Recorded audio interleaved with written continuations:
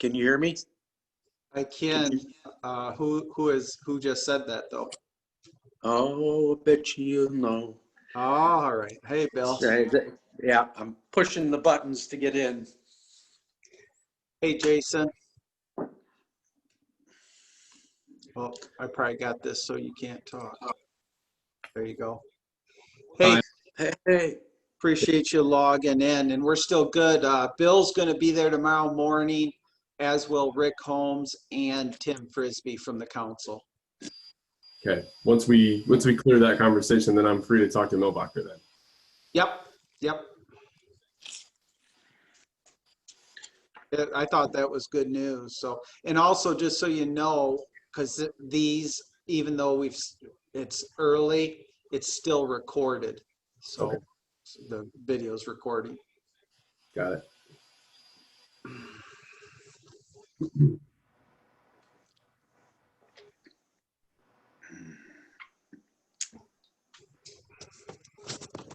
Say, Bill, have you played Lock and Heath up by Traverse City? what's the name of it again? Lock and Heath. No. It's That just a good up one?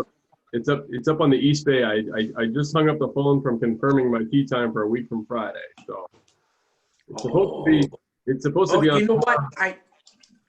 I may have played that. I think it's up on top of a hill, sort of, overlooking the bay. Huh? Yep, that's the one. Yeah, I have played that one. I've heard it's very difficult and it's on par with Arcadia and some of those other courses, but Yeah. Well, Arcadia is just so beautiful. yes, it is.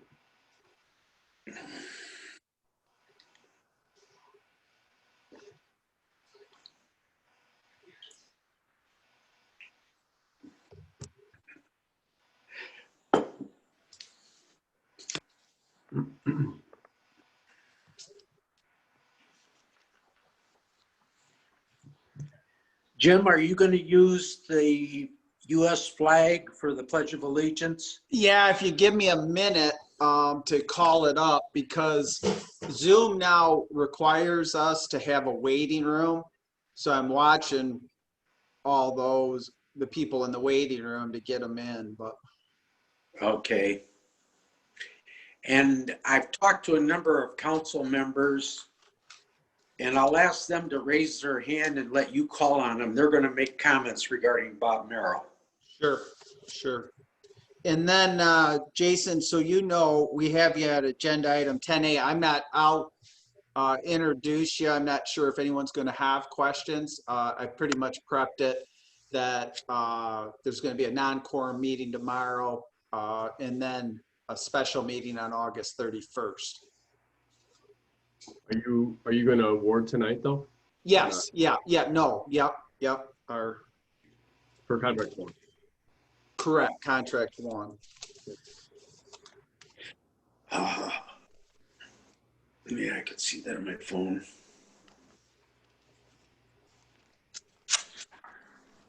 I say that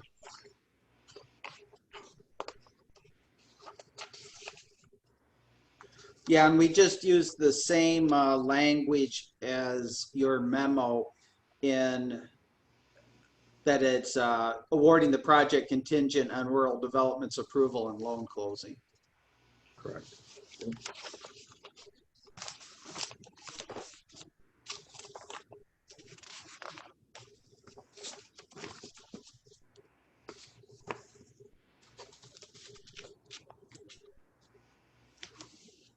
Julie Merrill, or Bill, is not going to be on.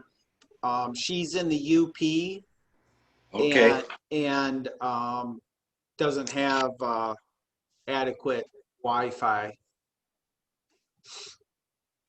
Everyone else, I talked to Carl. Tim had nothing. Colin, I talked to him. I stopped by and saw Gail. I sent I talked to Rick. Gail. Yeah, I talked to Gail, Rick, and Carl. Okay, I had sent Rick a text, but I didn't get an answer from him. So, well, we got a couple people here. Call from unavailable. I don't. Is that? From unavailable. I wonder how I'm gonna do that. I gotta take this one. Call from unavailable.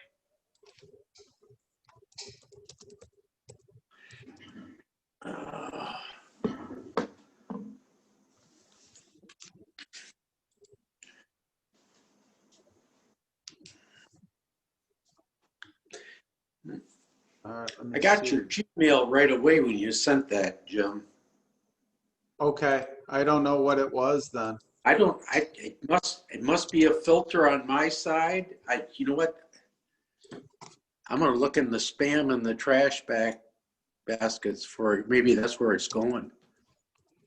Now that I think about it, I didn't look there. No. Well. Oh.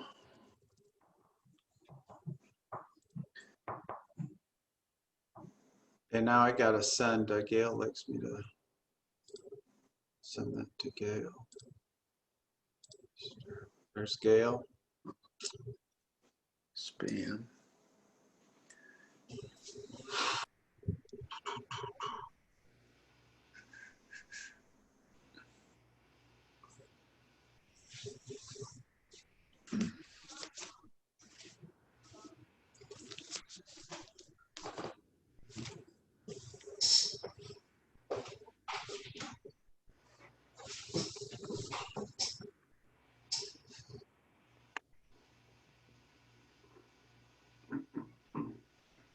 Sean Morgan.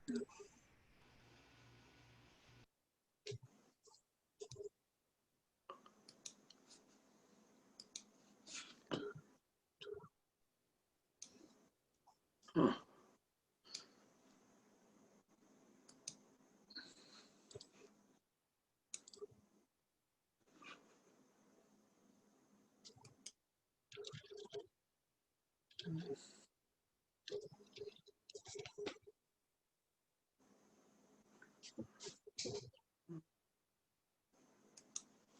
What meeting, Alex, did we have last Monday where the storm came in? Is that Parks or no, Planning Commission? Planning Commission. Yeah, We were in the middle of appointing new officers. right. They started falling at people's internet as the storm was headed west.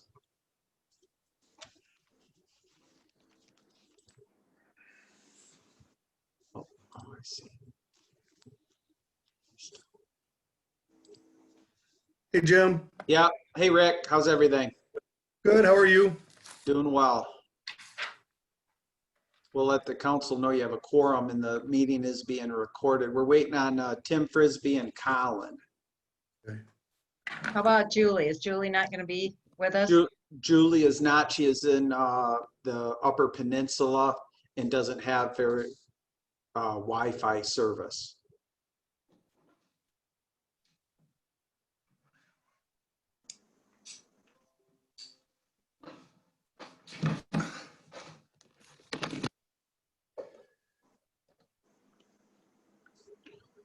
Do I look like I'm in a cave? Yes. You do. It's not intentional. I have no idea what it is. Let me see if anything's on my camera. You're dark. That's Yeah. better. Is it? Maybe you need to clean your screen. I think maybe that's what it is. Are you using your iPhone? No, Rick? Unfortunately, my brother's in the intelligence community, and every camera on anything I own is taped. And so,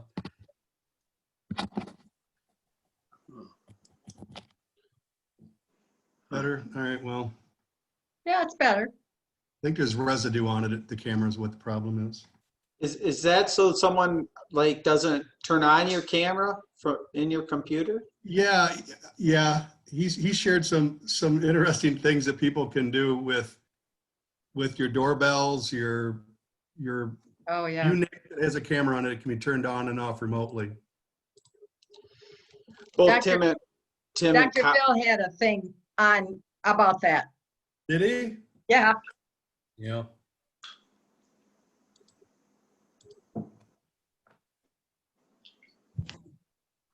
All right, we have about 3 more minutes. Yeah, But I but we agree. have all the council members that are going to be present. All right.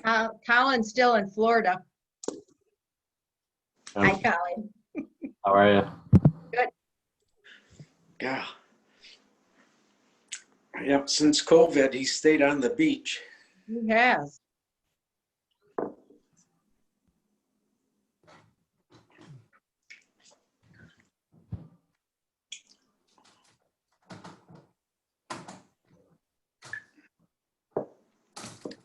They're just showing off, Colin. Oh, tired. look, I'm tired of looking at the beach too. where are you now? In New York? Hey, Up in the UP with Julie. Hmm. Bill, I got about a minute and a half. yeah, are you coming to my house for that 8 a.m. call, Bill? If that works for you. Yeah, and then I'll remind Rick, you should have got the team's notice for tomorrow at 8 a.m. as well as Tim Frisbee. Okay.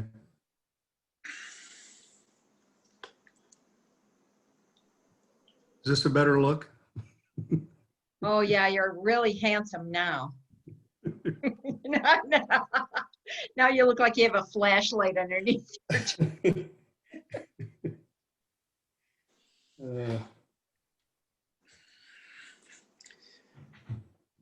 I got 1 minute.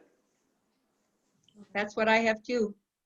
Yeah, All right. and I still You have can- Tim is, oh, I think Tim's connected now, I believe.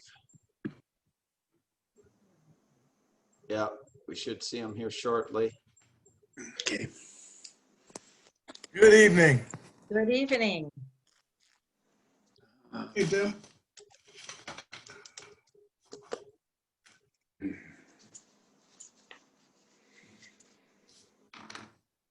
I got about 30 seconds or less.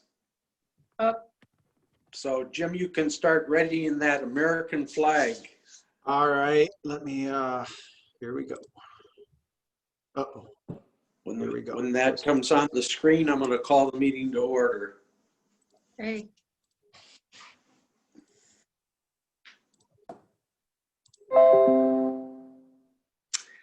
Okay, I'm going to call the village council meeting for Monday, August 17th to order. And if you'd all join me in a pledge of allegiance. I pledge allegiance Allegiance to the to the flag Flag of of the United United States of States America of America.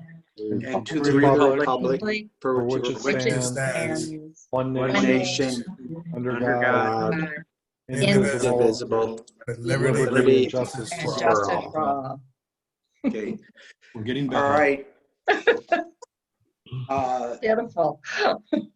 So bad. I'd like to start our meeting by saying Vicksburg has lost another larger than life personality. Robert Bob Merrill left us Sunday, July 12th, 2020 at the age of 93. Bob was born in Vicksburg in 1927. He was a 60-year Lions Club member. He was also involved for many years in the Rotary Club and was active in the Vicksburg Historical Society.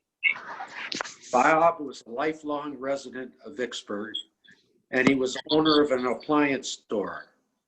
His ability to carry a refrigerator up and down stairs on his back was the stuff legends are made of. Despite his brute strength, he had a big heart and enjoyed baking cookies for the cast and crew of the annual Rotary Showboat. Bob will be remembered most of all by the stories he could tell, and he certainly enjoyed telling them. I'd like to encourage all of us to remember a story that Bob was fond of telling and share it with someone new. Bob will be missed. God rest his soul, Bob Merrill. I'd like to call on any council member at this time. If you raise your hand, Jim will call on you and make you active if you have anything that you'd like to say in remembrance of Bob Merrill. Ms. Reister? Well, I have more than one story, but I will tell you just one of the stories. We all know, if you know Bob, you know what a big heart he had and how much he really enjoyed helping other people. And one Christmas, I was going to have a large party at my house, or probably about 24 people. And I opened up my freezer, and it was a frost-free freezer that was full of frost and ice. It wasn't working. So I called the store. He came over immediately with a handheld dryer, cleaned it all out for me, cleaned it all up, and said, this will be good for another couple of weeks, and in the meantime, I'll order you a new refrigerator. So he saved the day for me on that weekend when I was going to have that big party. And that's just one of the many stories about him. I mean, he was more than willing to help in any way that he could. So he's going to be very much missed. Okay. Is there anyone else? Very nice. Mr. Holmes and then Mr. Keller. Earlier this year at a Lions Club meeting, my wife Jenny joined me, and she sat next to Bob. And as everyone was ordering dinner, Bob ordered a brownie hot fudge sundae. He didn't quite realize how large the sundae was when it was brought to him. It was larger than a hubcap. So he leaned over to my wife and he whispered in her ear, "I'm going to get in trouble because this is my dinner." He goes, "Would you help me?" And he gave Jenny a spoon. And so one of the most endearing memories I have of Bob is watching him and my wife eat this huge sundae for dinner right before a Lions Club meeting. So as Gail rightfully said, Bob was an icon in our community, spanned many generations. I wish I would have known Bob better. I've only been a Lions Club member for a couple years, but when I listen to others that have been, involved in the Lions, like Carl and others, it's clear that this gentleman, and he truly was a gentleman, did take care of those that he came into contact with. And so I just wanted to thank Bob, for all the good things he's done in our community. Mr. Keller. Yeah, actually, a lot of people don't know this. Bob Merrill actually sponsored me in the Lions Club when I joined back in 1999, I believe. And he was always a fixture in the brat tent at the B&B. Even as he matured more than everybody else, he was still there working just like everybody else did. The biggest thing I can remember is a lot of people know that I became part of the Showboat probably 8-9 years ago. And it was I was president of the Lions Club back then, and they kind of had a running joke that, well, the president of the Lions Club has to sing up front.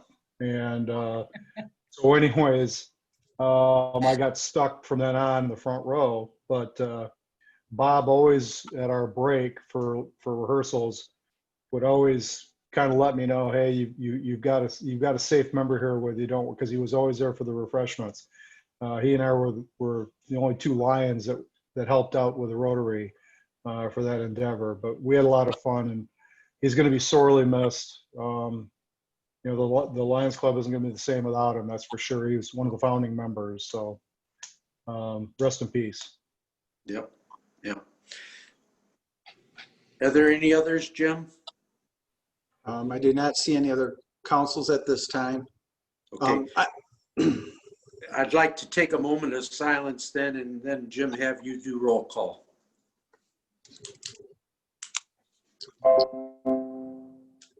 Okay, we will begin roll call. I'll remind everyone if something happens on technology's end, we will reboot this meeting as quick as possible, so attempt to log back in. But roll call, Mr. Holmes, Here. Mr. Frisbee, Here. Ms. Reister, Here. Mr. Keller, Here.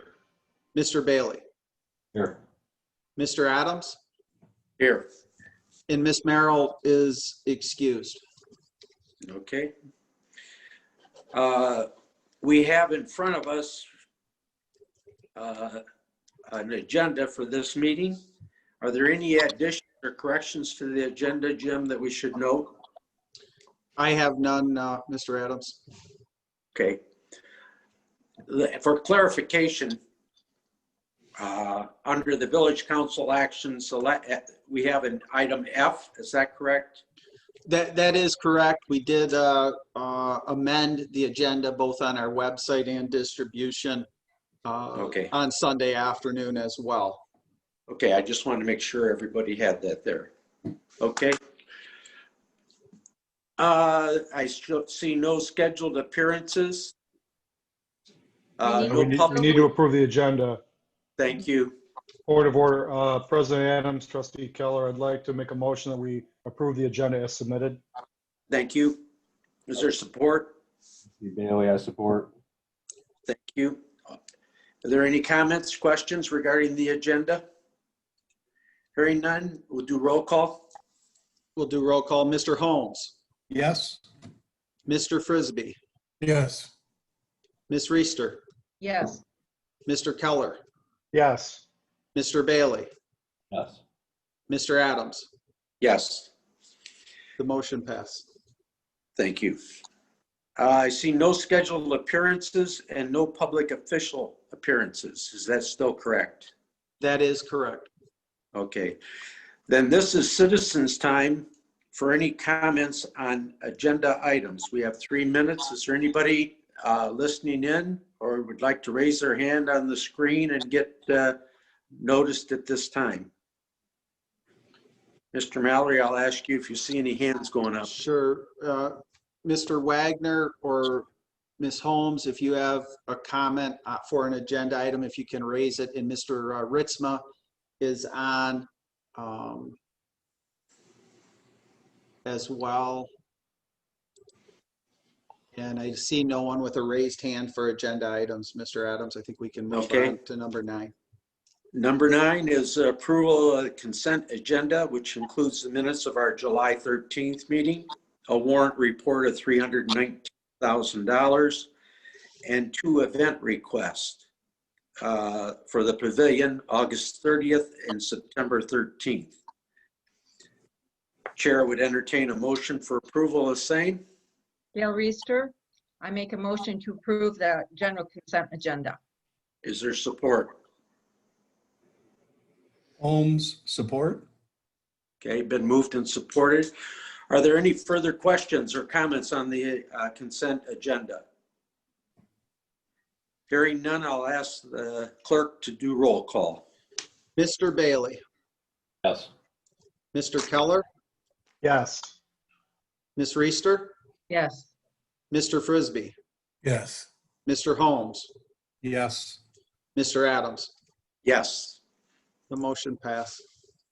thank you. Village council action items. Mr. Mallory, would you lead us through those, the street and utility system upgrade, et cetera? Sure, and I'd like to introduce who's on the call with us is Jason Wassler, who's the vice president with Prine Newhoff, our engineering firm. Has graciously made himself available if there are questions. But under tonight's action item, we are recommending the Village of Vicksburg awards a contract to Mill Brocker and Sons, who was the low bidder, in the amount of $8,265,763.45. There was a total of 5 bids received. The engineer's estimate was at $8.7 million. So we're happy that this is nearly $500,000 lower. And we'll also in the future be talking about the low interest rates that if we can close by September 30th. Both Brian Newhoff and village staff recommend awarding the project to Millbrocker and Sons contingent on rural development approval and loan closing. As well, within this approval process, staff is recommending a special village council meeting to be held on Monday, August 31st at 7 p.m. That meeting will detail the rural development approval process and loan closing issues. This will ensure that the Village of Vicksburg will be able to close on the USDA loan prior to September 30th, 2020. We have used that date as it is our goal to close within this quarter that has historical low interest rates offered by the federal government for this loan. But be happy to answer any questions, and certainly I predict the majority of the time we'll defer to Mr. Wassler to answer them. Okay. Are there any questions at this time? Mr. Holmes?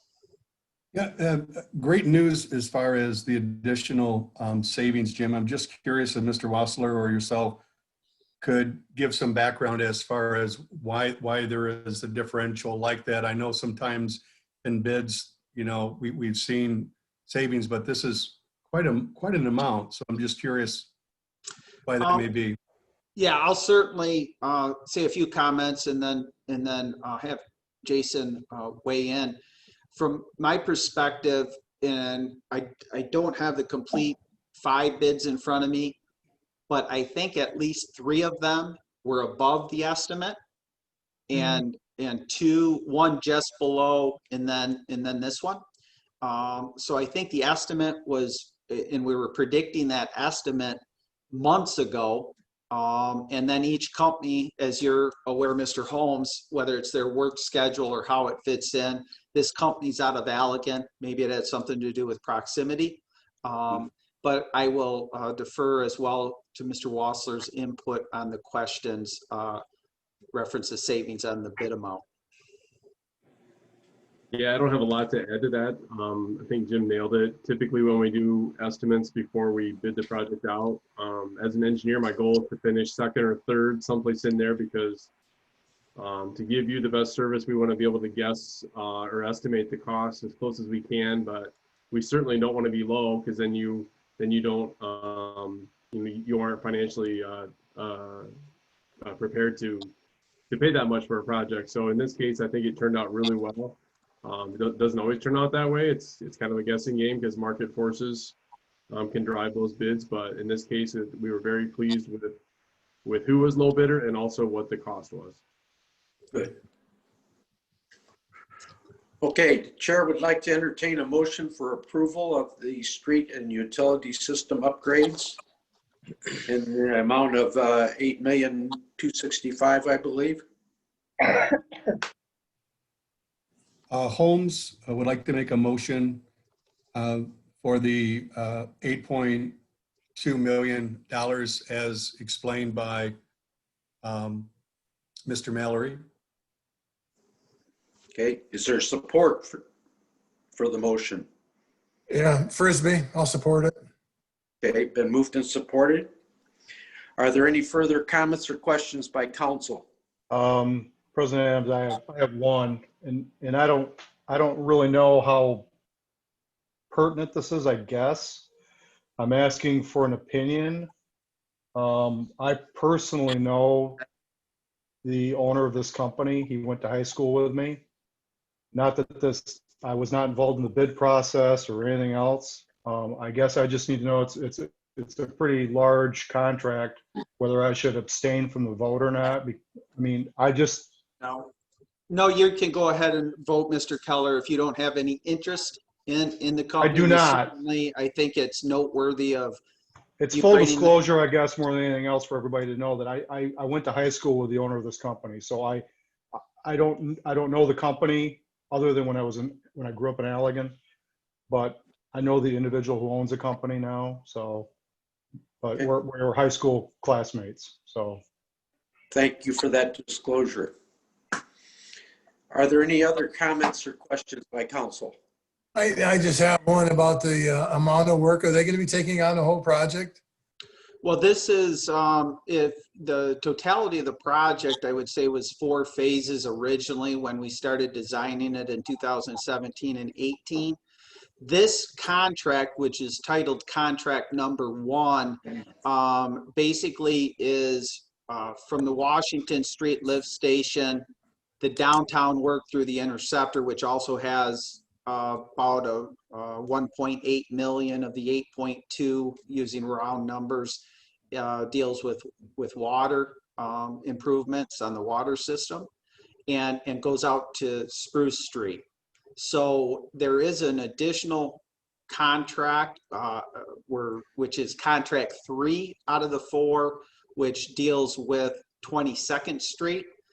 And we have not got to a point where we're prepared to give a recommendation to the council on that contract. We're hoping to finalize that prior to September 30th, and it could be as early as the August 31st meeting. So long-winded way to say, no, it's not the full scope of how the original design was, but it is certainly percentage-wise an over majority percentage of the totality of work. And again, since we have Jason on the call, if you can add to that what I'm missing, Jason, I have no problem with it. Yeah, the only work that's been left out per se from the original scope, Jim mentioned 22nd Street, and then also Spruce Street lift station improvements, and then the eventual replacement of the pipe that would take the waste to Portage and Kalamazoo down Sprinkle Road. So we're working on potential grant dollars there. So I think more information to come in the future on that. Yep. The USDA loan that we're going for to close out by the 30th will be for the amount needed to complete all the phases, correct? No, not the Sprinkle Road aspect of what was been discussed in 2017 and 2018. Okay. Okay, is there any further discussion on this subject before we do roll call? We have a motion that's been seconded. I think I didn't know if Mr. Holmes raised his hand or. It'd be helpful if Mr. Washler could explain the difference between a lift and an interceptor for me. I've had it explained a couple of times, and this time I promise to take notes. Yeah, so lift station obviously pumps the water up to a higher elevation so that it can then run by gravity to its eventual discharge point. An interceptor would run by gravity, eliminating a lift station in between the two. So you'll have less power usage. So the waste used to flow by gravity to the highway lift station, and that would get pumped up to a point so it could run by gravity to the Spruce Street lift station. This interceptor is going to bypass the highway lift station, so it only gets, well, it gets pumped one less time. Okay. Thank you. What's important, Rick, on that design element is all of the infrastructure south of Washington Street all the way down to Highway. Lifespan increases, or the criticality of the improvement or rebuild of that was extended out. So. Yeah, just if I can interject too, we actually, when I was on the planning commission years ago, we talked about looking at doing this 20 years ago. Basically, our system right now is a big U. for lack of a better term. This will cut across that U basically to take the pressure off the bottom part of the U in simple terms. So That helps. Thanks, Carl. Yeah, thanks, we Carl. looked at this 20 years ago, and at the time they wanted to go through underneath Sunset Lake. So Oh, we said no, that was not going to happen. So Okay, I think we're ready for roll call on the motion. Okay, Mr. Holmes, Yes. Mr. Frisbee, Yes. Ms. Reister, yes. Mr. Keller, yes, Mr. Bailey. Mr. Bailey. I see him saying yes. I think he's nodding his head. And Mr. Adams. Yes. Motion passes. Motion passes. With everyone's approval, unless you had another question for Mr. Wassler, I appreciate you, Jason, taking the time tonight, but fully understand moving on to your next meeting or being a father of your kids there. Thank you very much. You're welcome. Thank you. Thank you. Okay, Jim, I think you can lead us on with the Wyoming asphalt paving. Yeah, Contract. on agenda item 10B, get my right document in front of me. Wyoming Asphalt was awarded the contract to do the parking lot behind Main Street and the laundromat. And if you remember, I think that goes way back to April as part of the 2020-2021 budget process. Since that time, we've had talks with some of the leaders of the Trillium neighborhood on the entryway that is Trillium Street and the boulevard that exists there. That is the responsibility of the neighborhood to keep that up. Over the course of time, the water has been shut off, the power has been shut off, some of the trees have died, and Randy and his crew assisted in taking those trees out.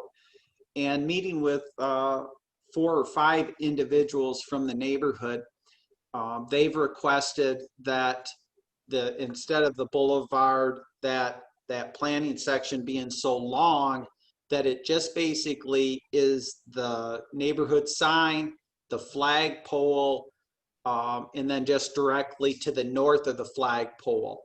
So we asked Wyoming Asphalt, since they would be in town, to give us a bid to pave, to repave the entryway into Trillium neighborhood off of East V Avenue. The neighborhood did express an interest to improve the entryway by reducing the boulevard open areas that divide the lanes of traffic. The upkeep in this area is difficult because it requires volunteers. There is not a home HSA or HAS association for that neighborhood. It limits the parking. And truly the conditions has deteriorated to the point something needs to be done. Village input is we win in this as it will be more conducive for the plows and winter maintenance by widening that area of roadway and entryway. And again, Wyoming Asphalt has their equipment in town this week. They begin the project at the parking lot tomorrow morning. They have provided a bid of $18,850. We believe that is $3,000 to $5,000 less than what would have been had equipment not been in town. And it is our recommendation to the village council to support and approve this. The budget is local street funds, so it's state of Michigan money. We have an adequate balance in that account. If the council does support and approve this, it would also, by that vote, be a 2021 budget amendment that would be applied. So basically taking the state local street fund money we have if you will, in the bank and plugging it into this fiscal year's budget. But I'll pause there for any questions. I have a couple of questions. Number one, has everybody that lives in that development, have they been contacted about this?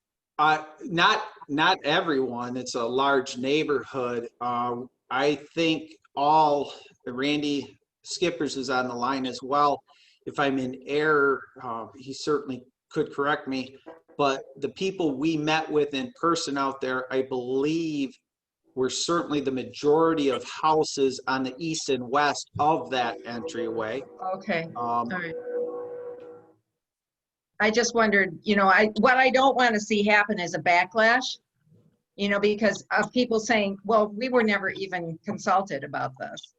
So I just, I have a little bit of a concern about that. And Colin, I'm wondering, have you talked with people in Trillium? No, to answer your question, but this stems back from years and years ago. To give you the backstory on this, Skip Knowles and Larry Cole were the original developers of our plant, and it didn't go so well for them. So the remaining properties that were available went back to the bank. And since then, it's been transferred to a gentleman that put up a couple spec houses, if you will, to sell out of the neighborhood, and he didn't have such good luck doing that. So Alan Edwin has purchased the remaining lots and is continuing to develop what's left. And from the sounds of the conversation me and Jim had this afternoon, it sounds like Alan Edwin, because of the homes they're putting back there, are leased homes instead of purchased homes, that they would do the maintenance work, including like a roundabout area in the back of the neighborhood. And when we first moved here 8 years ago now, we used to put together, me and my wife used to put together the group that would go down and maintain that front area. And since then, there's been some new neighbors that have moved in there. One being the folks that keep care of it now. I mean, they mow it down. They mow the weeds down to make it look like it's grass and make it somewhat, not such an eyesore. Right. But to be honest with you, it was a handshake thing that Matt Crawford and Skip and Larry had years ago. And to be honest with you, I don't think it's, the neighborhood doesn't have a homeowners association. Nobody pays dues. So there's nobody to take after that sort of stuff. So yeah, it makes sense then.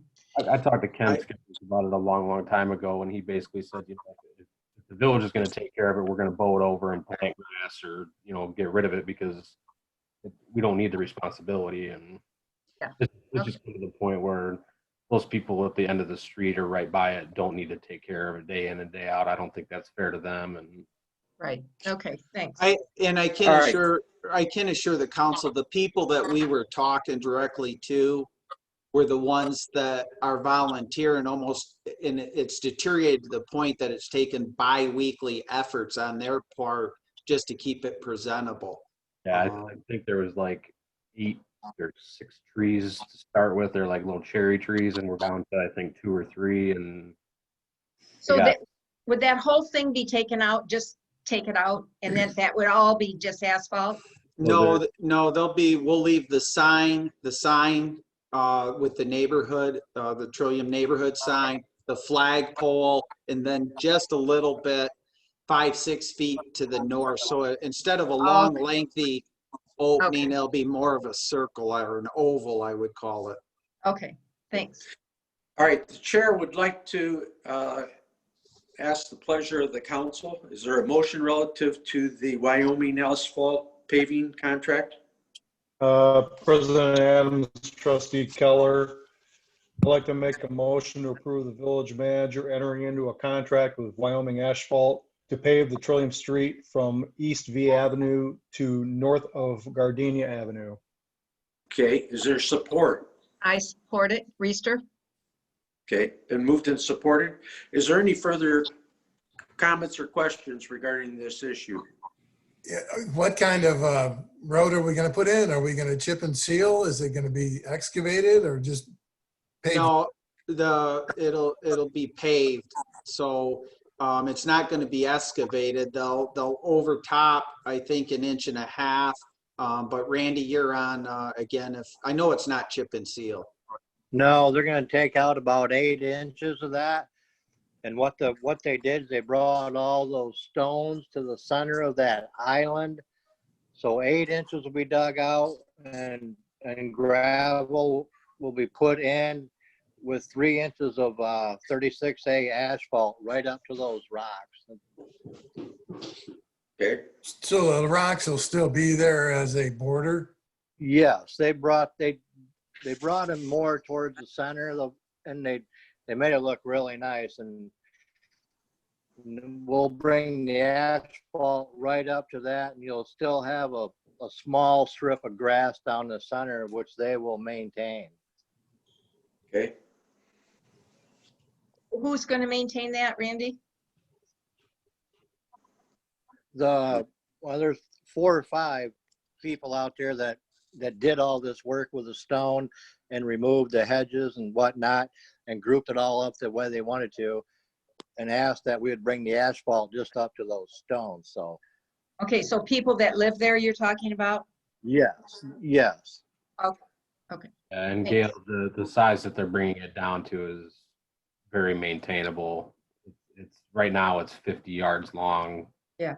It will be like 10 Okay. with that. Yeah, I'm But familiar with it because I've walked it, so I am familiar with it. just so everyone's aware, the traffic lanes will be topped with new asphalt, all going north to the Gardenia Road, which is the first road that heads to the west or to the left there. Jim, I guess I'd kind of like to express my concern about backlash as well. I know we talked a little bit earlier, but with Gail saying that, I'm in favor for this. I think it's the right thing to do.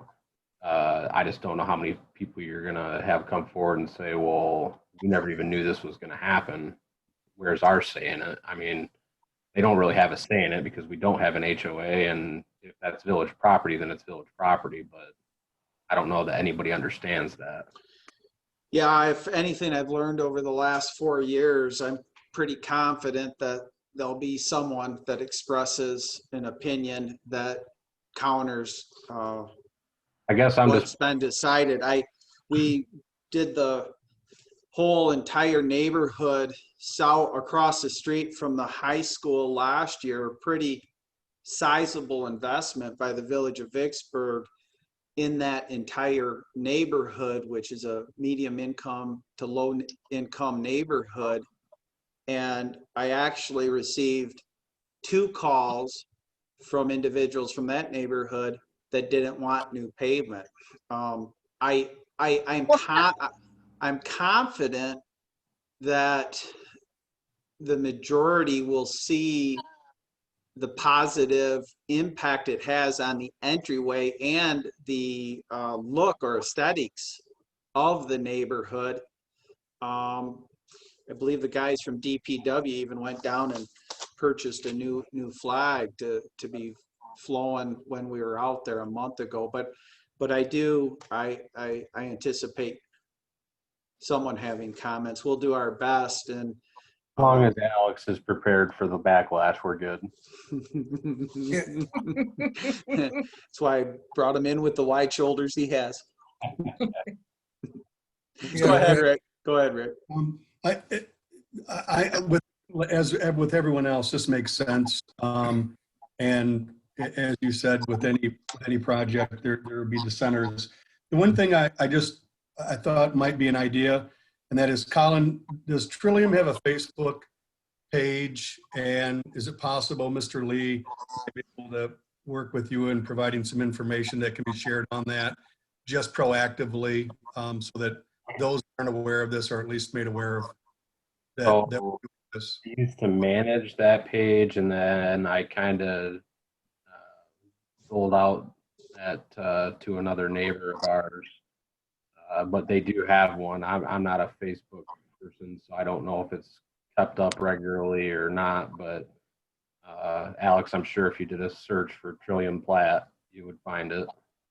I am a member of their private page. They allowed me to be a member of it. And we can certainly make the post. It's my experience as well. If staff is recommending this, if there is support from the council, it's going to be completed by the end of the week.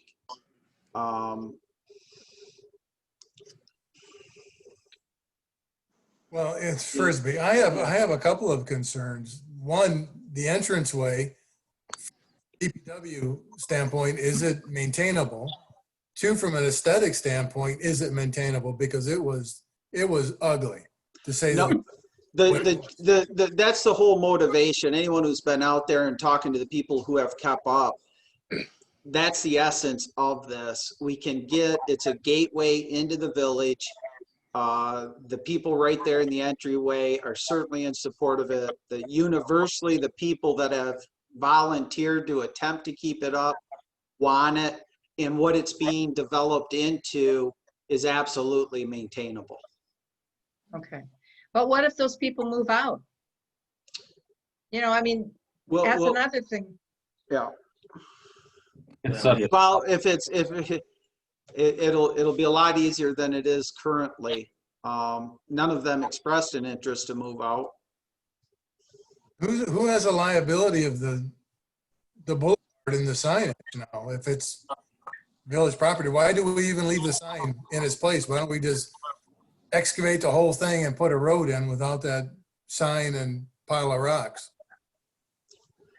I'm unaware of any incidents, meaning for liability purposes on that. We've, in looking at it, determined that this was the most viable option for both the neighborhood and the village, and talking with the people from the neighborhood that we did. All right. All right, we have a motion on the table that's been seconded. Are there any further comments before we take a roll call vote? Hearing none, Mr. Mallory, I ask you to do roll call. Okay. Mr. Bailey, Can't hear him. Can you hear me now? Yes. Yeah. I have one. Mr. Bailey? Yes. Okay, thank you. Mr. Keller, Yes. Ms. Reister, Yes. Mr. Frisbee, Yes. Mr. Holmes, Yes. and Mr. Adams. Yes. Motion passes. All right. Moving 10C, On social it- distancing. Yes, under agenda item 10C, social district application to the Michigan Liquor Control Commission. Staff is requesting support and approval from the village council to apply to the MLCC to, let me get some background here. Yeah. Staff is requesting support and approval from the village council to apply to the MLCC to create a social district within the village of Vicksburg. If approved, staff will complete the required application, present the completed application to the Vicksburg Village Council at the September 21st meeting for final approval. We would anticipate being able to present the application to the MLCC by September 30th, 2020.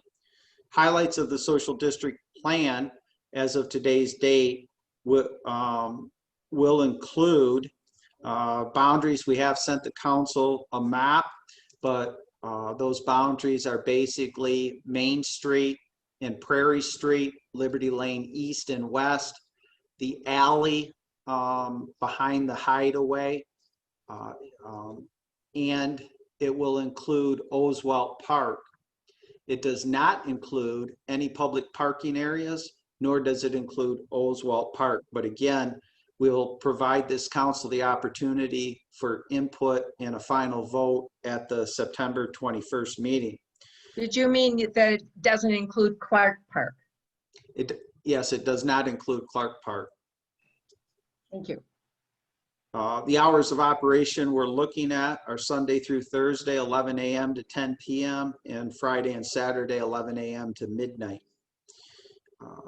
reference the alcohol beverages, and this is under the state legislation, are allowed in the common area of a social district only in accordance with the permit issued by MLCC, any accompanying MLCC regulations, and any requirements we, the Village of Vicksburg, might place on that social district.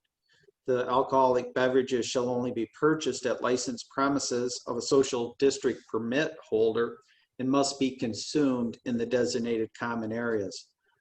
Also, alcoholic beverages consumed in the common areas are required to be in the designated cups per the requirements of the MLCC and the Village of Vicksburg. But we will have a pretty thorough and detailed plan that we present, which will be the totality of the application. It is going to take a lot of work, and that's why we felt best to come for a council input and requesting support and approval before putting the entire application together. But we will present that application at the September 21st meeting for final approval before submitting it to the state. Okay. Is there a pleasure of the council relative to this issue? Can I ask another question? Please. Yeah, that's what these meetings are for, certainly. I didn't want to wait till after the vote. Now, we know that we are legally within the confines of how this district is written, because it appears to me it extends past what the interpreted boundaries are for the state. Right, I mean, it goes all the way out to Richardson Street, and there's past the bank there that there's no liquor license there, and also with the Clark parking for the parking lot there across the street from Vickers. I mean, It's actually extend that far legally? No, it won't include the parking across from Vicksburg's, but yes, it's not bounded by the liquor establishment. So we could have the social district encompass more land area. We just felt for the village purposes and the intent, right as we sit here today, and nothing is final. We're working on this again for the next 5 weeks and working with the 5 businesses, well, and I should say all of the businesses within downtown. But that boundary could be a lot more area encompassing per the legislation. Okay, I just thought I read some verbiage that said that it ended right there at the outermost point of the liquor owner, the license owner. You know, that's great. I think it's a phenomenal opportunity for the village. It kind of fits within our tone of what we're trying to do to the downtown. So I'm totally in favor of it. If you are looking for a motion, President Adams, I am. make a motion to move forward in this venture and approve the plan to move forward in the social districting. Thank you. Is there support? Mr. Holmes has his hand up. Please. Yeah, if I could, like Mr. Frisbee, I support this. Mr. Mallory, Mr. Adams, I was with you when we met with the owners of the local restaurant bars here in the village, and everyone is very supportive of this. I think in realizing that we come from a conservative community, I do believe there should be some messaging around this and engagement within the community. And I would ask that of this council, as much as I think we all believe this is the right thing and we're looking at it from a progressive lens, I also realize that there's a portion of this community that just doesn't understand the idea of people walking around with adult beverages. And so I think it's incumbent upon us to be able to message this correctly to them. I would also share that I would feel comfortable in knowing that when you come back to us, Mr. Mallory, and knowing that if for any reason the community does not feel this is the right thing, that there is the ability for this council then to make an adjustment to this, that or at least understand what what this means in moving forward. Is this, so I would feel more comfortable in knowing that prior to us making a decision in a month. I just asked the council as a totality on to provide, if that's a requirement that the council would like as a majority, what avenues would you like us to go about sampling the community to determine if a majority would want this or not? How do we go about doing it? Pardon me? Are you asking how we go about doing it?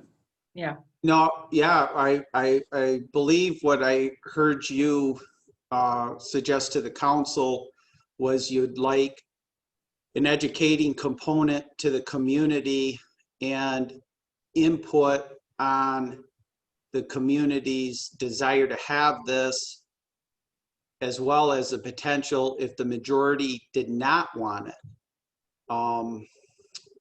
And I'm not opposed to any of that. However, if that's by majority, the council wants that, I would ask what avenues, how to sample the community to determine if the majority want it or not. Could I offer a suggestion? We have a very large Facebook following. We know social media also has its dangers. Be ready for anything that you post. To try to get a small sampling that we don't leave it up for weeks on end, but simply say, maybe we direct them to the village website and we have a button you push, yes or no, or you can provide comments. So we're not debating this on social media, but on social media, we direct people to our website. I'm not sure if Dominic and Alex can create something like that, but it would seem like the easiest way for us to be able to get that type of information. Or a Survey Monkey, for those of us that have worked with that before. That's a very inexpensive way, directing people to a link, and they can go on there and provide. Again, we're not looking for them to give us 100 different answers, but simply some very basic feedback. Okay, Point of order, Rick, did you second that motion, by the way? I thought he did. No, I did not. No, he did not. Okay, then we have a motion on the table. There's no second. I'd like to get a second on the motion that we've got. If there's another council member that would second it, then we can have further discussion. And then that discussion can include whether you want to have the survey done prior to or at a later date. Trustee Keller, I'll second the motion. Okay, we have a motion and it's been seconded that we proceed with the application for social district for Michigan Liquor Control Commission for the layout that we have. Now, we can vote on that motion. Then there could be, the way I see that, there could be another motion that we do a survey. Let's have some discussion first. Clarification, Mr. Mallory. Yeah, I think it's more appropriate to have the discussion on the motion that's made, and then if council members have questions for staff to have input on this. I think I understand community input. I'm not against that. I can tell you right now, timing wise, that there's a component there that I'll have to figure out first if the majority of this council wants to move in that direction. The second is that it also, we judge input every day, as I'm sure each of you do, from the citizens you have been elected to represent. So I'm willing to take guidance from the council if they want. My initial reaction as Facebook sampling isn't quantifiable or accurate to rely on, but I'll listen to the council and what the majority would like. Well, just so I can, in my own mind, all we're doing right now is giving staff approval to apply for this. It doesn't mean it's a done deal. It doesn't mean we have districts set up. It's just applying for it. It's starting the process is all this is, correct? It's going to take substantial work to professionally put together an application. And before I did that, I wanted to gauge the council's support. Then that application in its totality will be presented formally at the September 21st meeting was our schedule to have the council vote to approve that application going forward to the MLCC, or really, I guess the first domino, to have input on the final product before it goes to the MLCC and ultimately approval on it. So this is basically us saying, yes, we want you to proceed with getting this formulated, or no, we don't. Correct. And not, Okay. and we've met with the business owners a couple times, 2 or 3 times now, downtown. There are plans with the business owners to meet again. We've talked to additional business owners to set up 2 Zoom calls like we had earlier, I think the month of June, in the budget process for the whole business community to have input.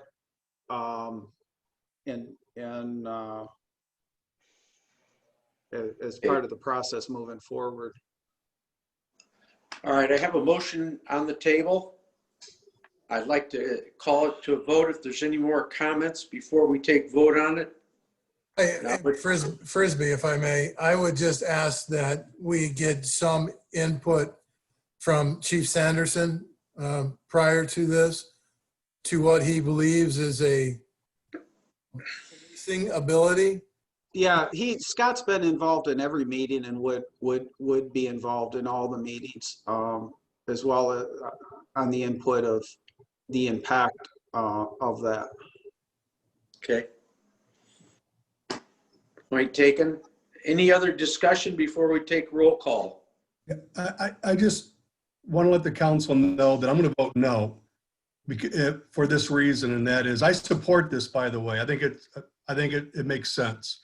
What I'm uncomfortable with is this community one day is going to wake up and we're going to have people carrying public intoxicants publicly.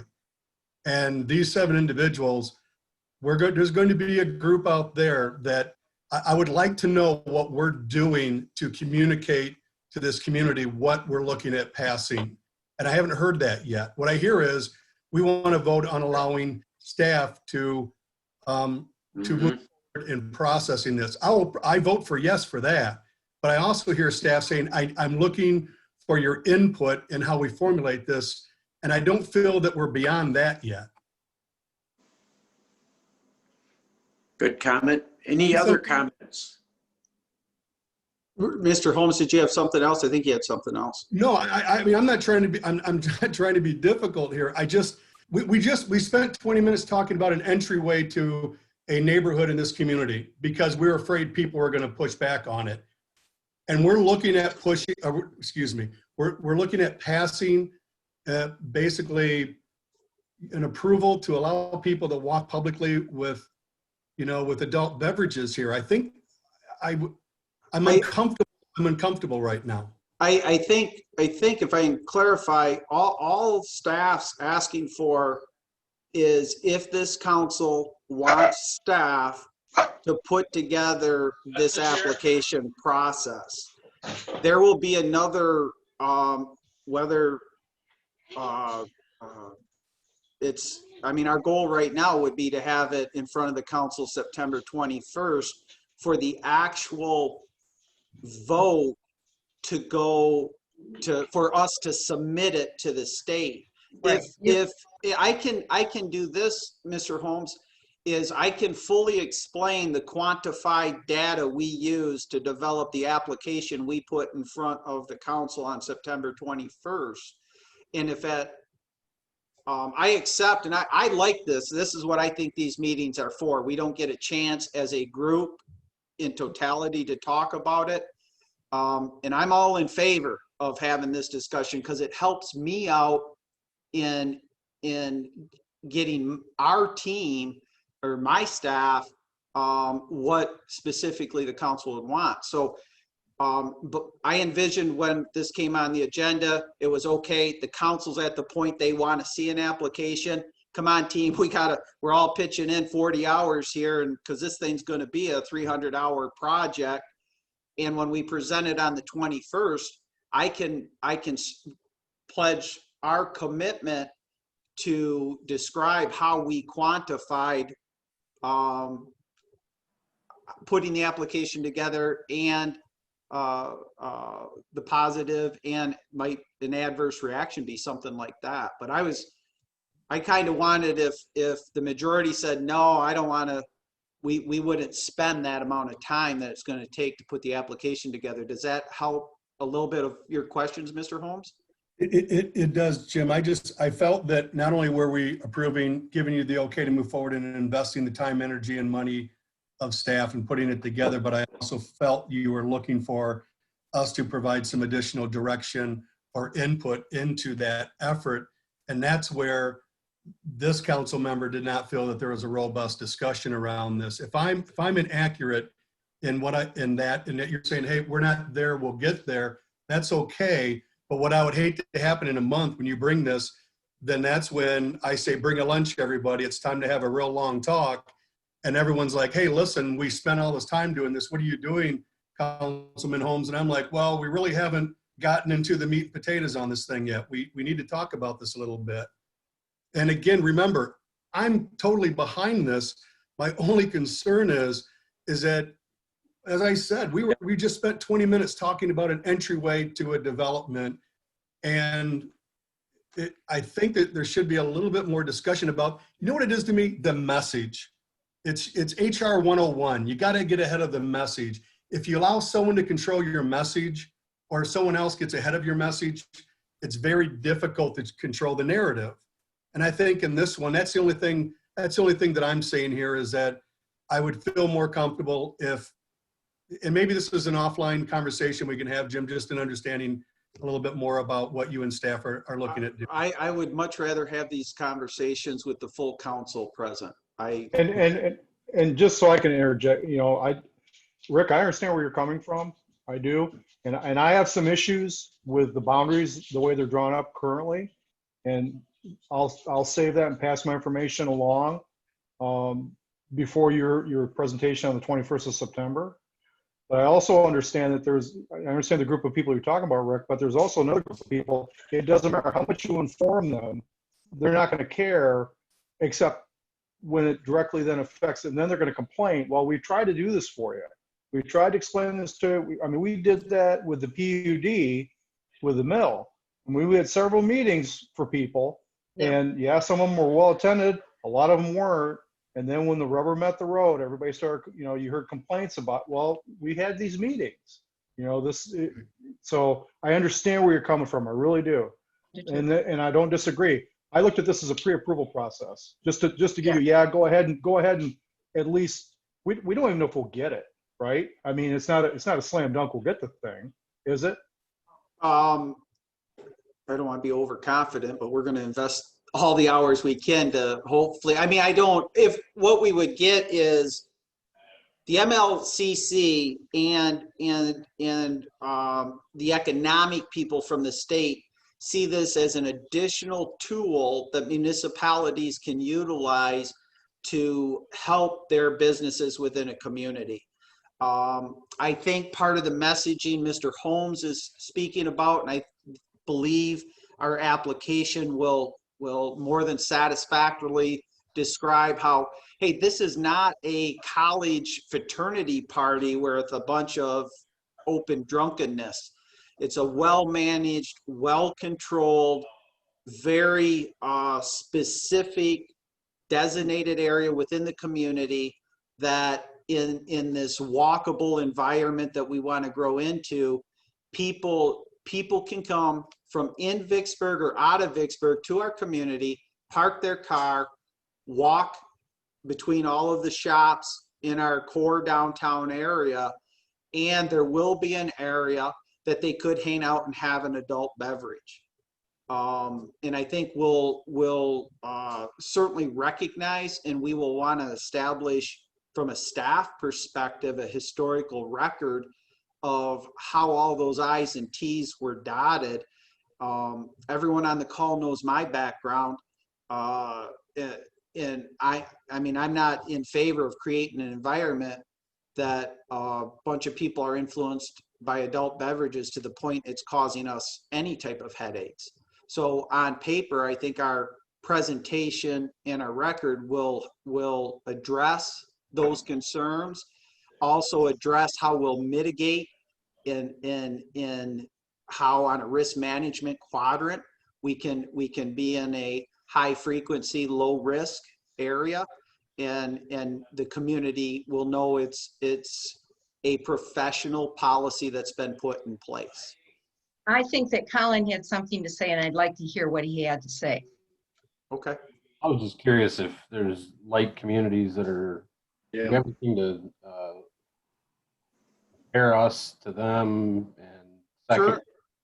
second question would be, how do the patrons know this?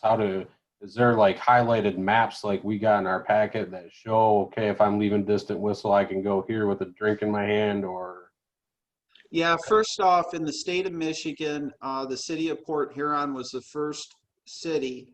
They've been preparing for over a year in an attempt to make a portion of their city this, but they have formally applied, and I think that was in early August. The legislation took effect in July.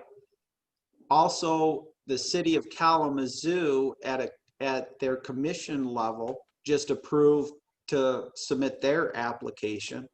So, and there could be other municipalities, but the legislation in the state of Michigan.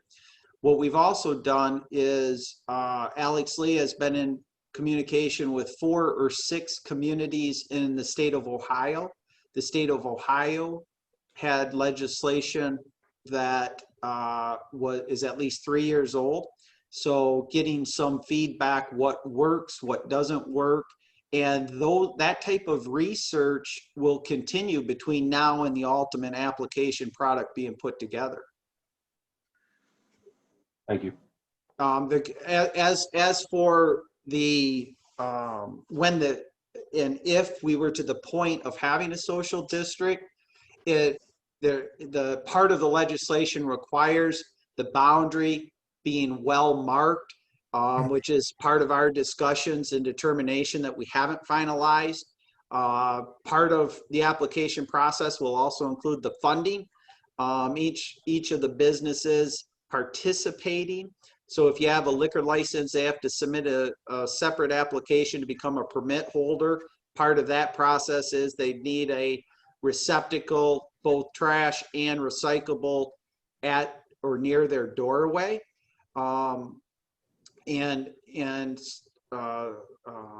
Also then the guidance of the legislation is posted at each of the permit holders' establishment. Their employees have to be certified in training or know the obligation of it.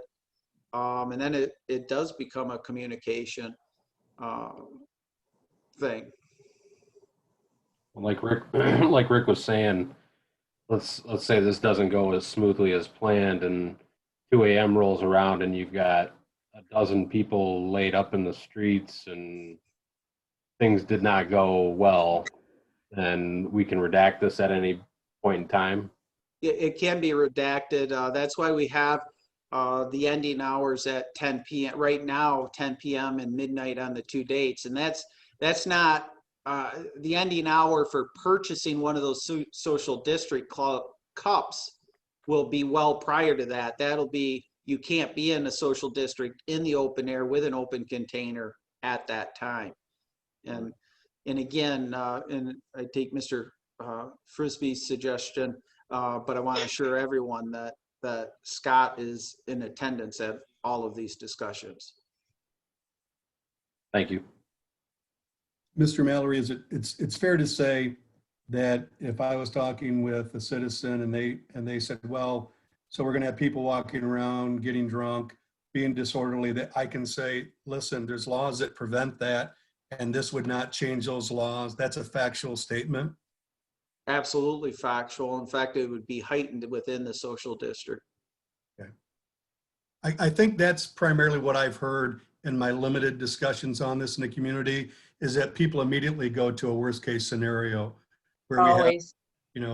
drunk and disorderly people yelling, screaming. I equate it to when Vickers and the Deck first started having open music on weekends. And there was a small group that opposed it. Now you don't hear anything about it. And I think the reason is because the village worked with the establishment and the owners, and we came to an agreement on how we would work this out. I almost see it like this. We may stumble at first. That's okay. All good things do. And then we continue to improve upon it. So again, I'm not against this by any means, and I don't hear any council members saying that. It's just, and by the way, I really appreciate this discussion. I almost feel like this is the first council meeting where we've really had an honest, robust discussion about an issue where everyone is giving their input like this. This is fantastic, gang. I love this stuff. No, I appreciate it too. And I should have, I brought up Alex has had the contact with the communities in Ohio and that. So if we can, I'd like to provide Alex the opportunity to kind of explain what those conversations have been and other aspects of this if we can. So Alex, if you want to unmute, or if I have to. Right, and I agree with a lot of what Mr. Holmes says in terms of an education for the public, but we're a little early. You should know that the Michigan Liquor Control Commission has extreme guidelines for this in terms of marking the social district and rules. One of the things you may hear is, we've heard it, so you go into the restaurant, you take one of the cups out, and then you hand it to an underage person. And then we've got a problem. Well, no, the cups are not refillable. The person who walks off with it, you still cannot take it to your car. There are a number of answers to frequently asked questions that we need to develop in this process. Then we need to have the village council take a look at it, be educated on what that is, and at the same time use our social media to share this information with the community. Right now, our guidelines move a little. Some of the discussions are, do we create a suspension of our social district hours during the winter when things might not be open as late and people would move into the social district with a drink, but nothing else to do. I've talked to a number of communities in Ohio. They've been doing this for a number of years. They're called designated outdoor recreation areas. You are required at the borders in their state as well as ours to have it clearly marked. Some have gone as far as to paint lines on the sidewalk saying you're leaving the designated outdoor recreation area, and there are lots of ways to dispose of those cups. Some of the questions are, how do you know where these cups come from? There are rules about that with the logo and then a sticker from the establishment it comes from, so that they were checked for age when they were served the drink at the establishment they've got it.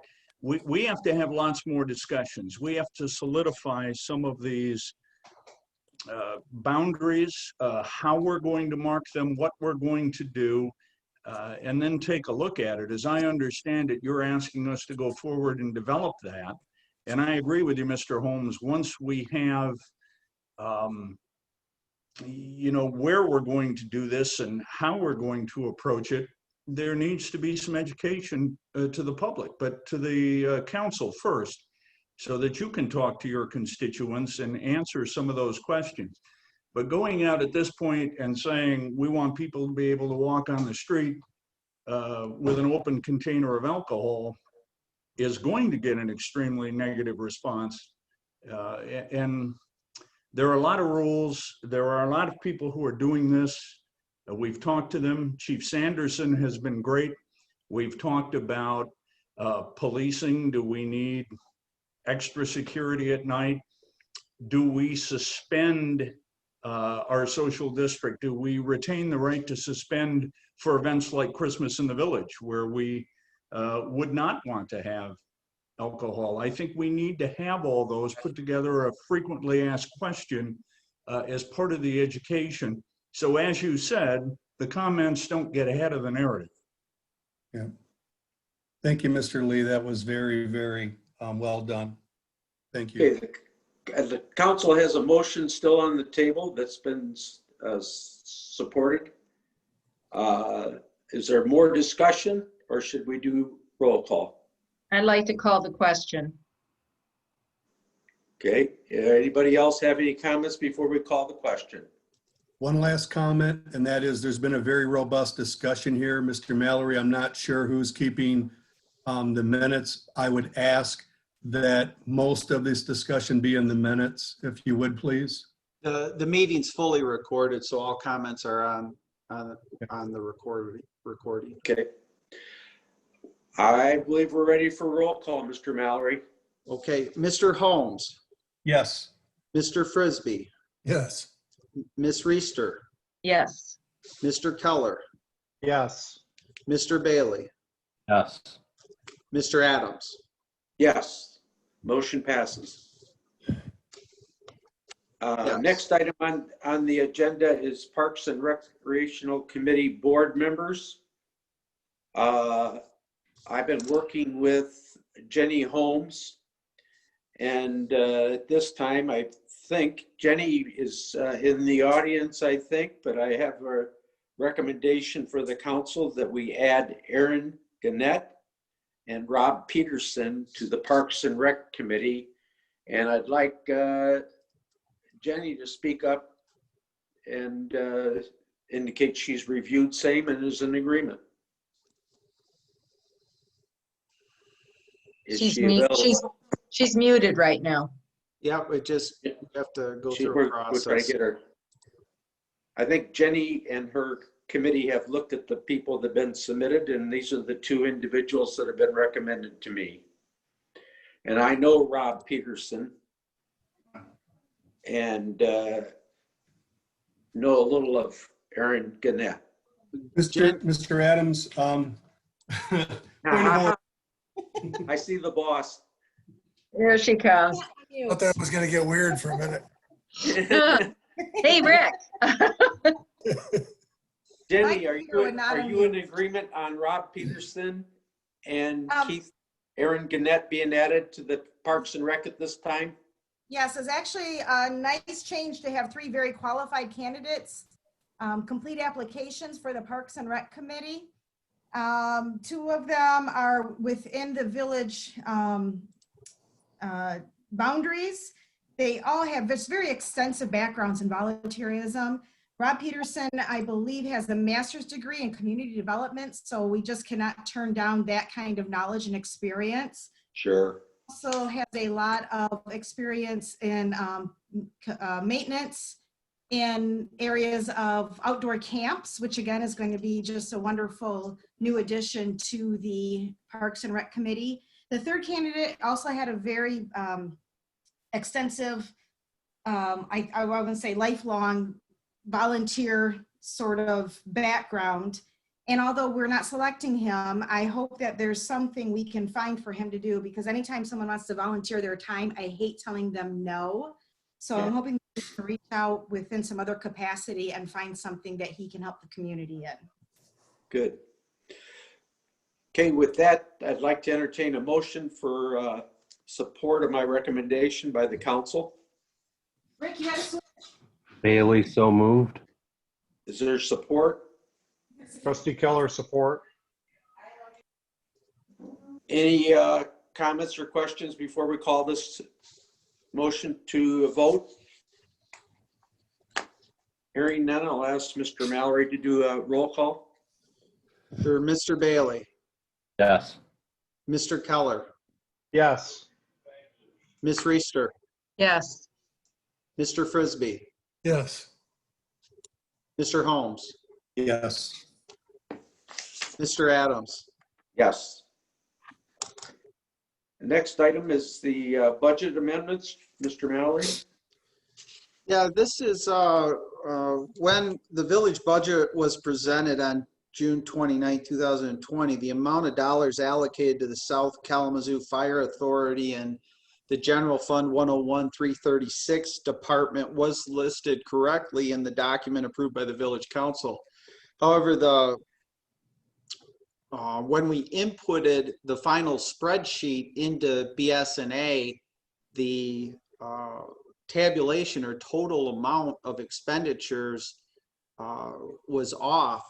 And it was determined that for that cell in the Excel spreadsheet of the South County Fire Authority, the $132,700 was not populated in the total expenditure column. We did want to bring that to the council's attention. We do feel that it was appropriately approved by the council since it was listed in the individual 336 department, but we did want the council to be aware, support, and ultimately we have approval on the record that the totality of expenditures will add that $132,700. Within that corresponding budget amendment will be a change in the revenue that will reflect an additional $40,000 in state shared revenue that's being received by the Village of Vicksburg. And when I say additional, I'll go into more details under my comments with exact figures.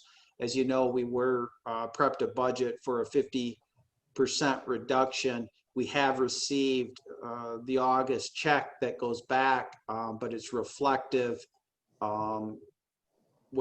and we have a pretty good estimate from the state on what we potentially would receive. So be happy to answer any questions.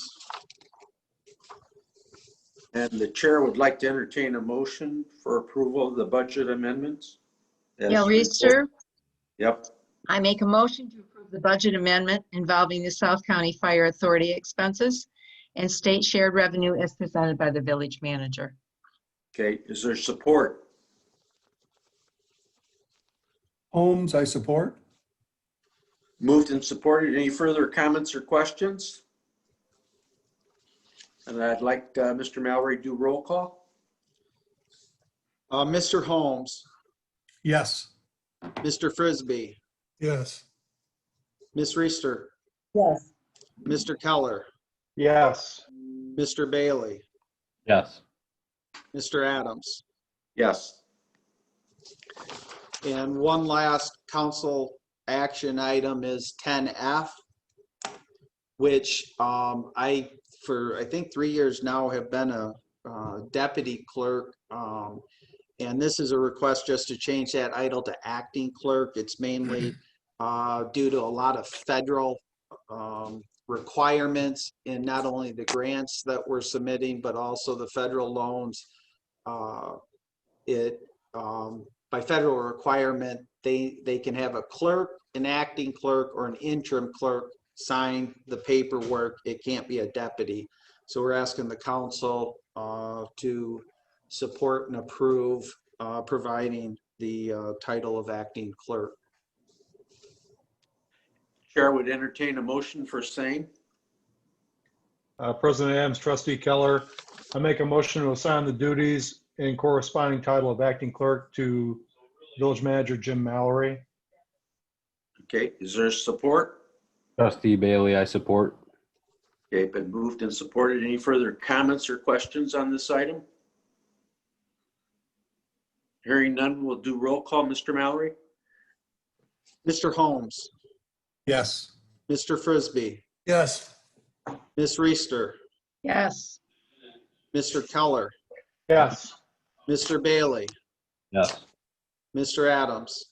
Yes. Okay, I think that moves us to the village manager's report. Correct. I just wanted to update the council at our last council meeting. Make sure I get the right document that we discussed a COVID-related grant opportunity that the village, there was questions that council members had on exactly what we would submit for in total amount. And we did say that we would explain that. So the original, if you remember back at our July meeting, approval was to be able to submit that grant. We did submit the grant for the full payroll of the police department, which was eligible for the months of April and May. That payroll total is $74,396. So that was the full amount that was submitted on a first come, first serve basis. We certainly, it was accepted by the state. And upon any receiving of that grant money, we'll certainly notify the council. But I wanted to follow up on the July grant. That was that total amount. So I'll pause there if there's any questions or clarifications on exactly what was submitted. DPW, we did verbally discuss, but at the parameters of the grant, the functions of our DPW did not meet the definitions of public health that were contained within the parameters of the grant. So just the police officers were eligible. But I'll pause there if there's questions. Any questions by council? No questions, just a comment on great work getting all of the letters of recommendation that will follow that application. That was tremendous.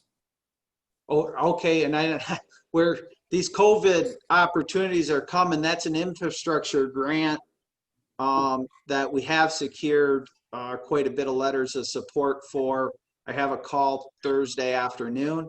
I think I'm in the 9th inning of this 71-page EDA grant application, with the goal being that it's submitted. That grant, which the council did approve back in June or even maybe May, will be into the federal government by the end of August. So there you go. You're working double duty. This isn't the one, the Michigan MS, not the same.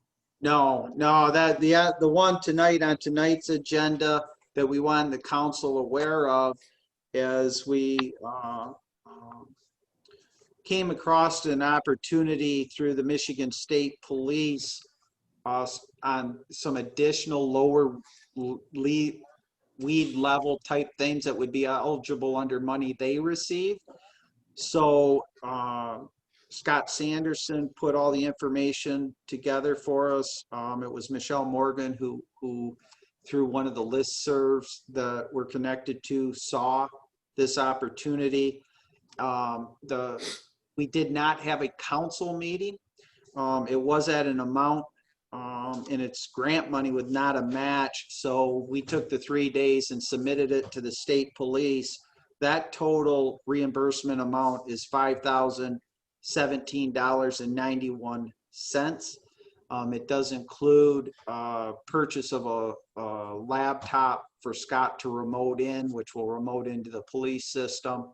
Also, if anyone's been in Village Hall, a lot of the COVID PPE, the mask, the gloves, the barriers, and we put a very professional barrier on the counter, as we are taking appointments with one person if need be. We have the picnic tables outside of Village Hall, but that total reimbursement that was submitted was $5,017.91.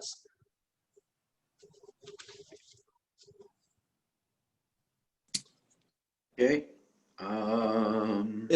I will on the final, and we'll provide that amount on the EDA grant, but right as it stands right now, that grant will be requesting about $7.2 million.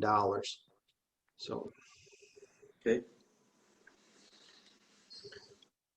All right. Does that move us on to? Yeah, my last item, Mr. Adams, is on the state shared revenue amount.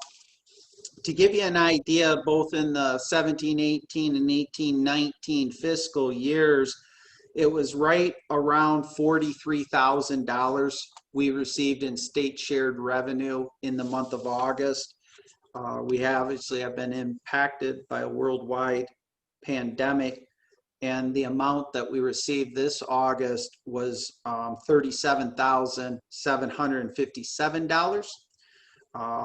We were anticipating when we prepped our budget at about $23,000, so it's a positive to what we prepped the budget, but historically it's about $6,000 less than the previous 2 years. The total amount of revenue, and we will still track this as we go through it, but the total state shared revenue amount anticipated by the state, and these were last updated May 15th. So that's kind of the May 15th of 2020, is about 272,000. I am anticipating the next meeting, which I believe is next month, at the state level of that fiscal agency. We're going to see that go down probably closer to the $250,000, $240,000 amount. But we did, as we did our budget presentation, advise the council that we would update you as information came in front of us. So that's what we wanted to do tonight. Okay. Does that bring us to our, any questions on that first by the council? No. And then I've asked Mr. Lee to update the council on 3 different items. So I'll go ahead and turn it over to Mr. Lee. Good. Thanks, Jim. I feel a little like the guy who has to play a flute solo after the orchestra's just finished playing Vivaldi's Seasons, all 4 movements. But I'll be brief on the food truck rally. As you remember, the food truck event started as a discussion way back in the spring, and we began by getting support from our downtown food businesses who were all in support of it. We did an on-site visit with the events coordinators to determine the best possible location for that event, that we could comply with social distancing and safety issues. The original thought was Oswald Park, but we anticipated needing more space after we measured it out, and we wanted to highlight and place people in our downtown and add additional activities to draw people into the event. A big thank you to Paper City and the Vicksburg Cultural Arts Center, who joined us in the planning and added music and art to the event. We really appreciate those partnerships.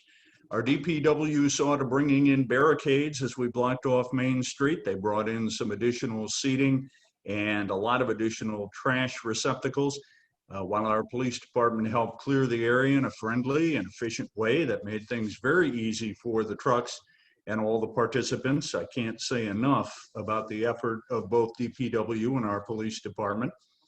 We ended up having 4 food trucks and 1 tent vendor participate. One of the things I never imagined was enhancing sales at Family Fair during this event, but within the first half hour, one event vendor was there restocking supplies that continued throughout the evening until each and every vendor sold out. Being in the location we were, the overflow easily spilled into our downtown restaurants, so maybe not everybody had exactly what they wanted to eat, but nobody went home hungry.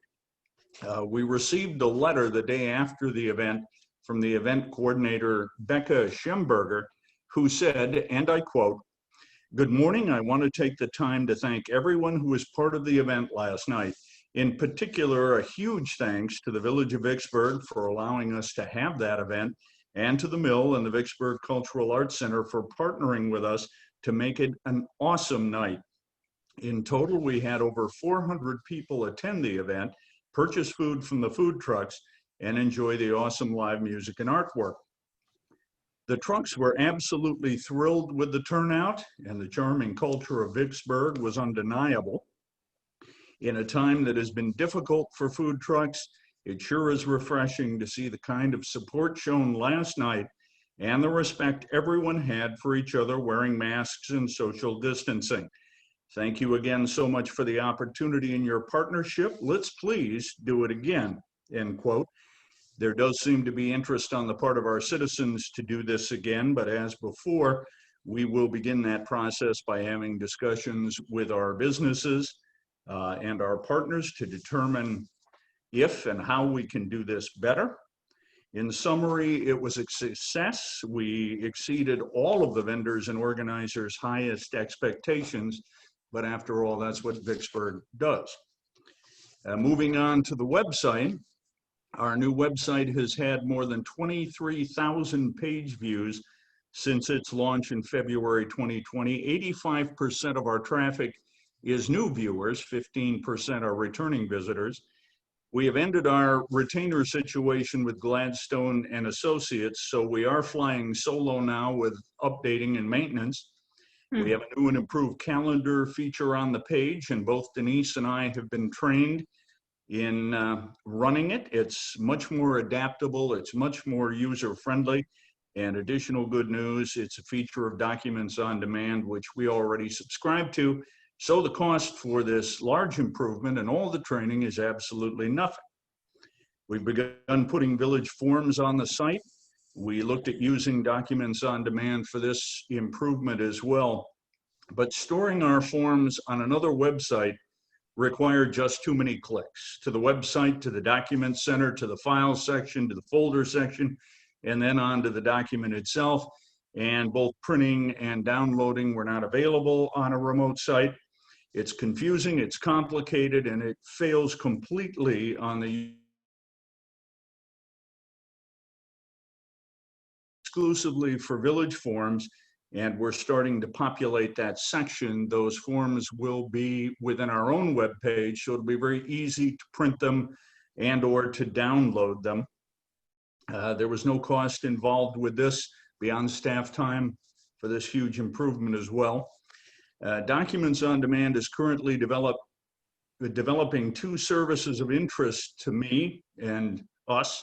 One is the ability to store videos along with meeting minutes. This will make the storage of our streaming videos easy and user-friendly. And the second is an online facilities rental feature. The feature would show stats and pictures of rentable facilities. They'll have a calendar so potential renters could check real-time availabilities, and they'd also be able to make reservations, deposits, and payments online. We see this as a tremendous savings to both staff time and customer frustrations when it becomes available. And again, since this is already a service we pay for, no additional dollars will be required for that upgrade. Moving on to Facebook, at our last official update, we celebrated the attainment of our goal of 3,000 followers. Our growth continues to be steady and positive. As of August 13, we have grown to 3,632 followers. Our audience is 70% female. The majority of that 70% falls in the 25 to 64 age group. Less than half of our followers reside in the village of Vicksburg. We have a strong regional presence with large followings in Kalamazoo, Portage, Three Rivers, and Schoolcraft. And this is a pretty strong profile of interest and opportunity for our projects, our events, and our development. And just so you know, mobile devices are used 5 times more than computers to follow us. And our audience is strongest between the hours of 5 a.m. and 7 p.m. Our comments continue to be overwhelmingly positive, and the occasional negative comment tends to be addressed by other audience members in a positive and helpful way. And that is probably the least scientific measure, but to me, it's the most important sign of a healthy and growing positive page. Available to answer any questions, and I appreciate your time. Any questions by council? No questions, Mr. Adams, but a couple of quick comments to Mr. Lee. First, Mr. Lee, thank you so much for what you and staff and others did with the food vendors. And having attended, just a couple quick comments. First off, I think it was well ran. The move from Oswald Park to Main Street was a great call. actually probably could have used another truck, or maybe the Lions could have had their brats there for sale. Mr. Keller, we'll have to talk about that for next time. But overall, the comments back were from people were very positive, and I knew one of the owners of 2 of the food trucks, and he said that out of all the events they've had this year, that ours was the best attended. And so just wanted to share that comment with you.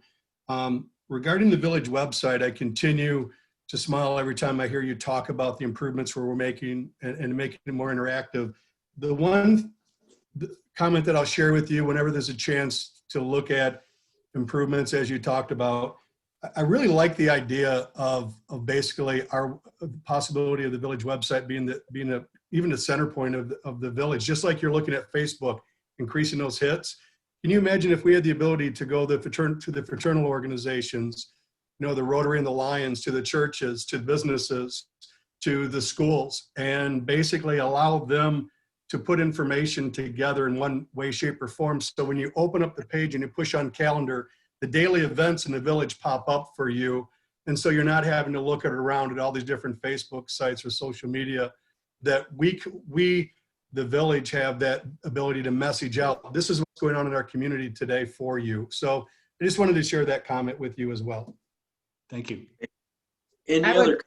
Yeah, I have a comment too, and I saw Rick and Jenny at the food truck thing, and I just walked down by myself to see what was going on, excuse me, and the lines were horrendous. And it was just so amazing, because I mean, there was just, to stand in that line, I don't know how long it took, because to be honest with you, they were too long for me.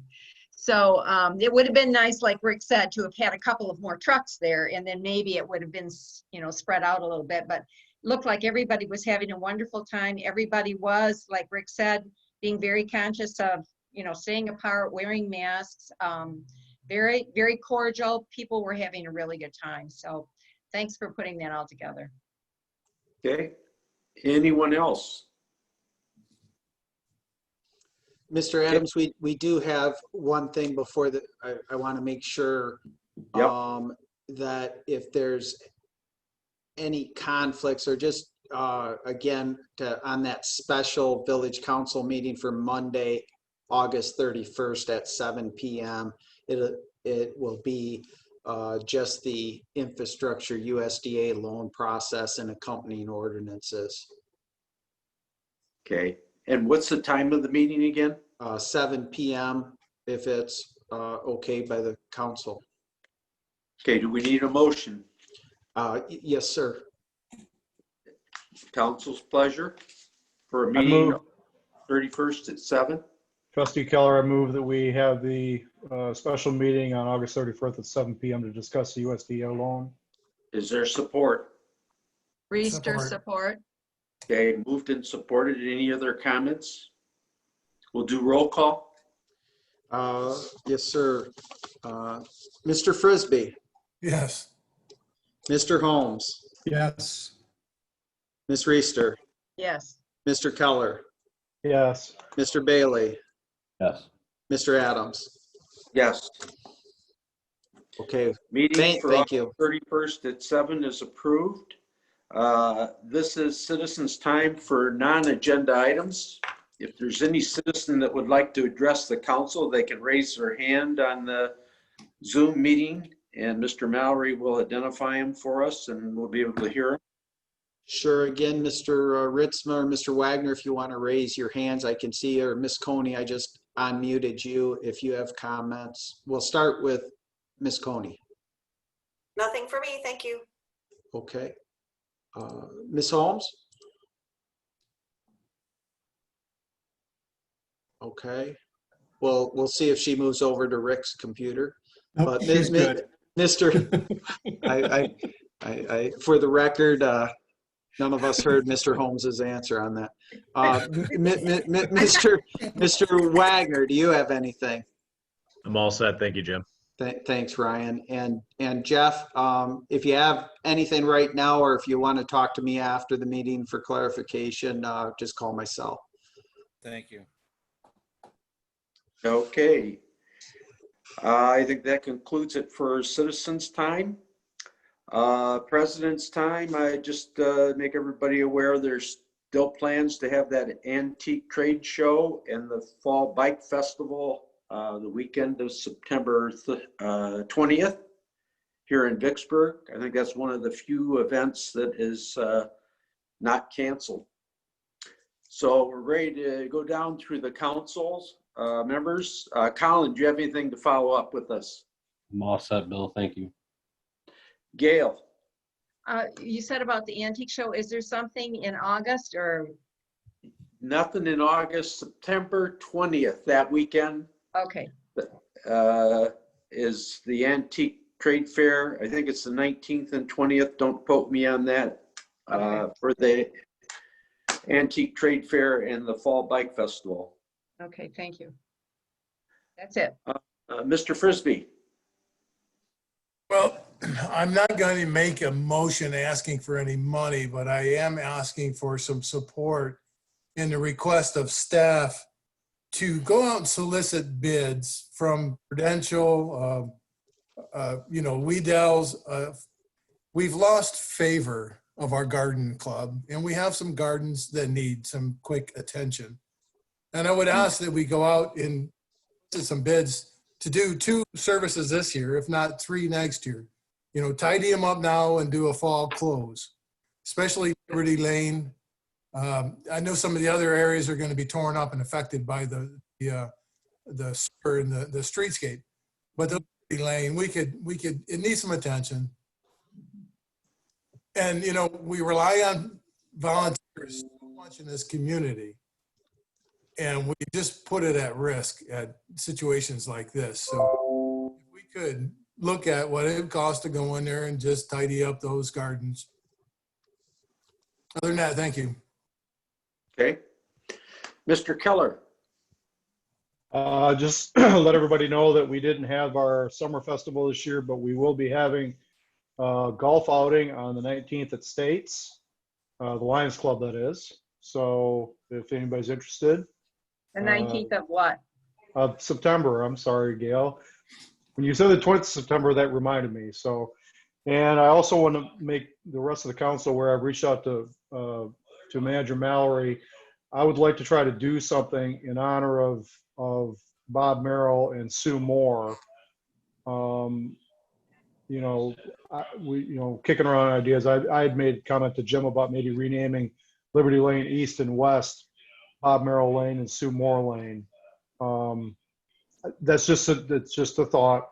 Everybody can just kind of think about it. I mean, two individuals that were icons in this community, and that meant service. So, we can think about it, and our next regular meeting we have, we can kind of come back and maybe have some ideas. So that's it. Very good. Let's see, I'm missing somebody, but. Who is Mr. Holmes. Oh, Mr. Holmes. You always forget. You've been talking so much. I know. You think I'd be tired out by now, don't you? I would just like to echo what Mr. Frisbee said. And Tim, to let you know, this weekend at the Historic Village, there is some citizens getting together that include Lions Club members that are going to spruce up the grounds there. I feel comfortable in sending a message to see to what lengths we might be able to extend that. Also, I know that my wife does have some contacts within the Scouts, and they've done some work on the parks over the years, and maybe we can address it there. But I do agree with you on what you said there. The one thing I'd like to say, I noticed that Chief Scott Sanderson is on the call, and Chief Sanderson, around our country right now, people are asking the question, what do we need from our police department? And I want to let you know that when all this started, I put on my political Facebook site that question. What do you think you need from this, from our police department? All I want to let you know is that you have the complete support of the community, at least, that answered my question, and I have over 600 citizens in this community that follow it. So I wanted to let you know that, at least from the raw sampling that I took and the questions that people posed to me, that I think the only question that they had was training. They were curious to what lengths there is training for the officers. But as far as what you and your team are doing, thank you. I guess I'll say from those people that shared comments with me. Thank you very much for what you do. Good comment. All right. With that, our meeting is adjourned for August 17th. Everybody have a good evening. And don't forget those that have a meeting tomorrow morning at 8 o'clock. Set your alarms. Adjourned. You are That's what we adjourned. Mr. Adams. Take care. Good night. Bye. Bye, everybody. Bye-bye. Goodbye. Hey, Rick, we are working on a fall community cleanup day, in addition to that day.